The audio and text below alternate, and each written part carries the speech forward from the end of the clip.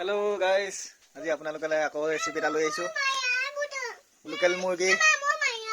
এক কেহি পাতিছো আৰু এইবিলে মাংস লোকেল চিকেন শিৱসাগৰ জাজি কালি গৈছিলো ৰাতি দিবলে ইয়া মটৰ আলু পিয়াজ বিলাহী এনেকৈ দি বনাম আৰু মজা আছে চাই থাকক কেনেকৈ বনাম এয়া তেল দিছো আৰু এয়া হৈ গ'ল তখন কি খাবা আজি লেগ পিস খাবা কালি ককটো কোনে দিলে দাদা কত দাদা দিলে এই দোকানত নহয় উল্লু বনাই দিলে দাদা দিলে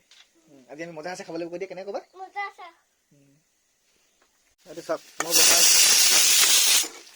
মোৰ বনোৱা ষ্টাইলটো অলপ বেলেগ এতিয়া ইয়াত একো নিদিওঁ পিঁয়াজ চিয়াজ ডাইৰেক্ট মাংস দিম সব ডাইৰেক্ট মাংস আদা নহৰু ৰঙা কৰি দিলোঁ তাৰপিছত ইয়াৰ লোকেল চিকেন লোকেল মুৰ্গী এতিয়া অলপ দি ঢাকি দিম লোকেল মুৰ্গী পানীটো ওলালে অলপ মাংসটো ড্ৰাই ফ্ৰাই নিচিনা হৈ লওক অলপ এতিয়া মাংস পানীটো শুকালে দেখিছে তেল তেল ওলালে এতিয়া ইয়াত নিমখ হালধি দি দিম মজা আছে হালধি লোকেল হালধি দেই কালাৰ দেখিছে হালধি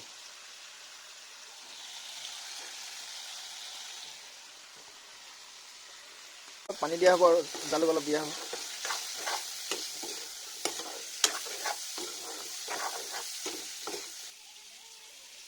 এতিয়া এইখিনি দি দিম চব পিঁয়াজ মটৰ আলু লগতে আছে চব দি দিম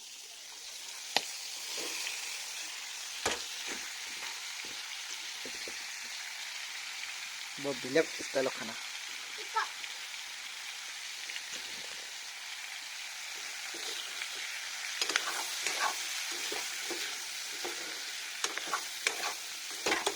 এতিয়া জালুক অকণমান খুন্দিব লাগিব ইয়াৰ জালুক দিছে 1 কেজি কেঁচা জালুক লৈ আহোঁ 1 বছৰ কাৰণে হৈ যায় 1 কেজি হালধি লৈ আনো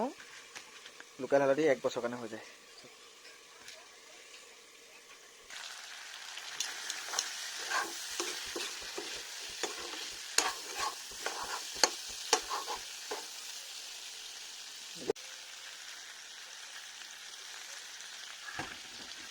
ব্লগ ষ্টাইল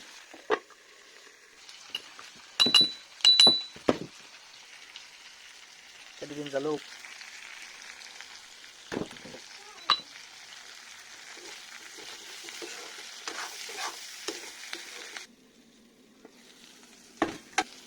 এতিয়া যাব পানী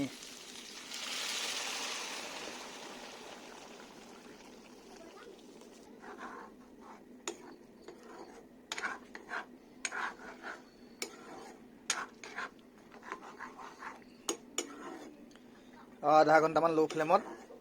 উতলাই দিম আৰু আধা ঘণ্টা পিছত হৈ যাব খাবলৈ আধা ঘণ্টা হৈ গ'ল দেই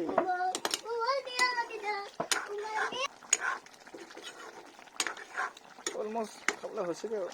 এতিয়া বিলাহীটো ভাঙি দিব লাগিব এয়া বিলাহী ভাঙি দিলোঁ এতিয়া মজা লাগিব খাই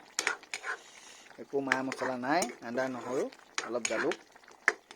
মজা আছে খাব লাগিব